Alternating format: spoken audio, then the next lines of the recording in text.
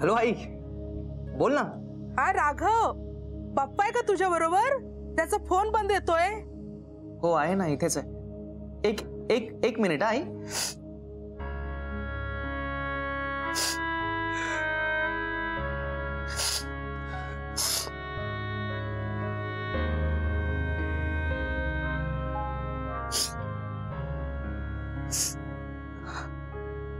Hello.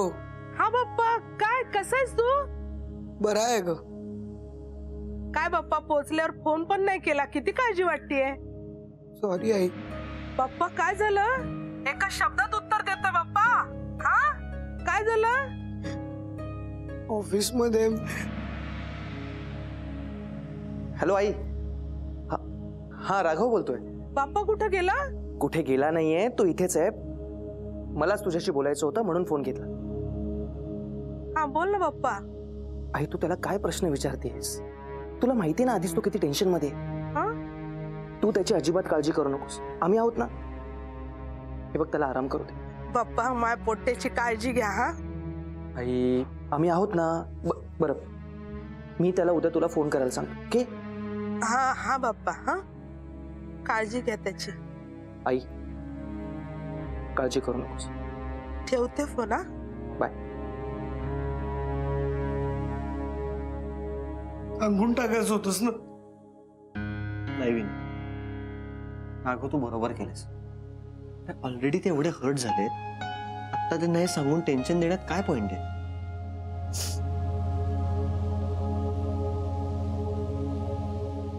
काही करून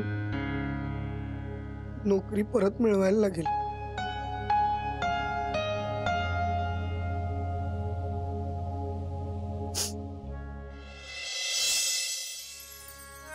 खरंच सर परत घेतील का मला नोकरीवर?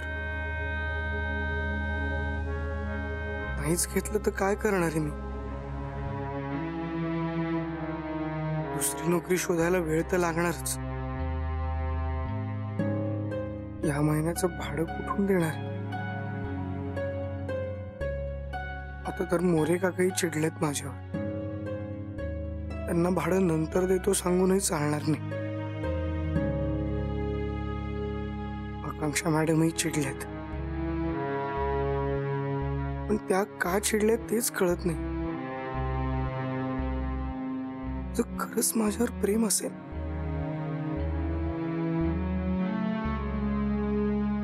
कसं शक्य आहे? त्या कुठे, मी कुठे? उद्या काही करून सगळं नीट व्हायलाच हवं. प्लीज देवा.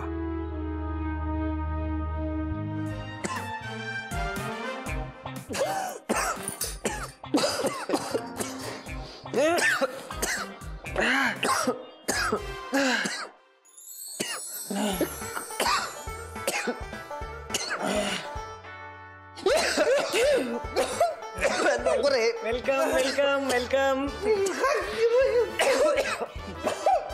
विनया काय काय चाललंय? विनया एवढा धूप का केलास तू? तुला माहितीये ना मला त्रास होतो. सॉरी राघव, पण तुला आता या धुपाची सवय करून घ्यावी लागणार आहे. कारण बाबांनी असं सांगितलंय की धुपानी सगळी निगेटिव्हिटी दूर होते आणि सगळीकडे आनंदी आनंद पसरतो. काय काय आनंद? आनंद? विनया हे बघ, एक गोष्ट विसरू नकोस. तुझा फक्त एकच बाबा आहे आणि तो म्हणजे बाबा राघव. बाबा राघव. सॉरी, पण आपल्यासारख्या पामरांनी स्वतःला बाबा म्हणणं म्हणजे पाप आहे. आणि आज खऱ्या अर्थाने मी एका खूप मोठ्या बाबांना भेटलोय. केवढा मोठा? आदरांनी बोल, नाही तर खूप मारीन. बाबांचे बाबा, बाबा बिन संसारी. बिन संसारी? हो, भारी नाव आहे ना. मला पण खूप आवडलं होतं. त्यांची माझ्यावर कृपादृष्टीच पडली. म्हणजे त्यांनी मला त्यांच्या छत्रछायाखालीच घेतलंय असं म्हण ना.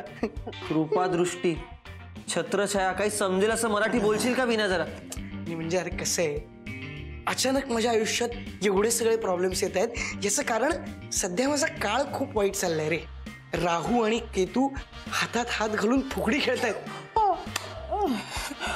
अरे तू कधीपासून या सगळ्या गोष्टींवर विश्वास ठेवायला लागलास? मेडिकल फील्ड मधलास ना? नाही तर काय. तुमच्यासाठी मी MR असीन किंवा एक खोकलेला डॉक्टर, पण त्याच्यासाठी आपण सगळे समान असतो. पण घाबरू नका. बिनसंसारी बाबांच्या मार्गावर जर मी असाच चालत राहिलो ना, तर माझ्या आयुष्यातले सगळे अडथळे दूर होतील. एक्सक्यूज मी, हॅलोच मी. कुठं चाललायस? आपली बेडरूम खूप निगेटिव्ह आहे. निगेटिव्ह? जरा पॉझिटिव्हिटी पसरवायला हवी ना, म्हणजे खूप चांगली झोप लागेल.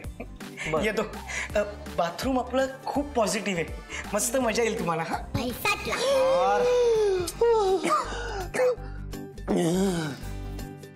अरे हे काय होतं? बिनबुडाचा बाबा, आय मीन बिनसंसारी बाबा आपल्याला होतो.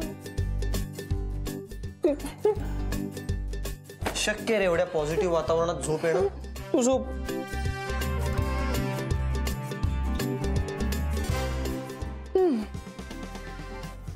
काढ पहिलं. अरे यार आता बघ अजून कुठे कुठे तरी ठेवलंय. कुठे कुठे ठेवलंयस रे? बाबाच्या आईच्या गावात. थँक्यू बिनसंसारी बाबा. तर कसं मस्त पॉझिटिव्ह वाटते. आनंद.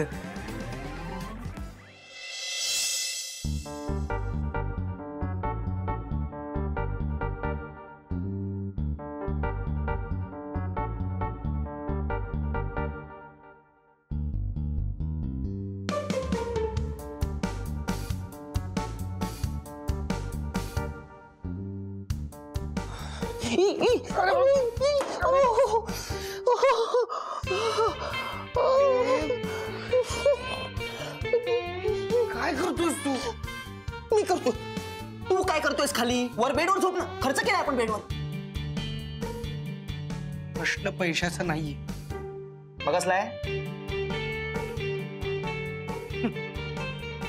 शरीरशास्त्राचा. कसलं शरीरशास्त्र? बिनसंसारी बाबांनी मला डोकं पूर्व दिशेला करून जमिनीवर झोपायला सांगितलं. यात कसलं आलंय शरीरशास्त्र?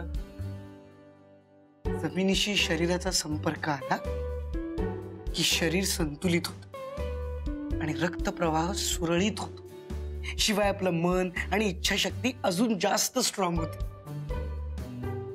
हे सगळं जमिनीवर झोपल्याने होतं? हो, म्हणूनच सांगतो तू पण जमिनीवर झोप. नको. आपण फर्स्ट फ्लोअरला राहतो की नाही? जमिनीपासून 20 फूट वर. हो रे, मग बरोबर बोलतोयस तू. म्हणजे मी खरं पार्किंग मध्ये झोपायला हवं, तरच माझा जमिनीशी संपर्क होईल. विनया, रात्र खूप झाली की नाही? तू उद्यापासून पार्किंग मध्ये झोप. ओके? आज घरातच झोप. ठीक आहे. तर सकाळीच मी वॉचमनला सगळी व्यवस्था करून ठेवायला सांगतो. जमीन, मी, झोप. Good night. तुझी बाईक, मध्ये मी, मग आपली गाडी. झोप रे, चल. मजा येईल. सध्या बाबाच्या